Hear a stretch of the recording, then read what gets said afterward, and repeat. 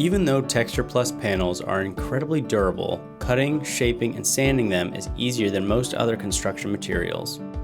For cutting the panels, we use a table saw, but they can be cut with any standard saw blade, like a hacksaw.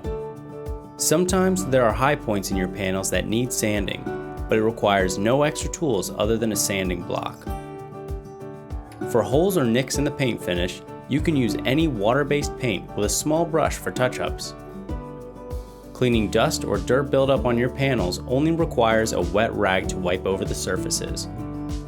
Don't use anything too abrasive, as that can remove the paint finish on the panels. If you have any more questions about maintenance of Texture Plus panels, visit our resources page or contact us directly through our live chat.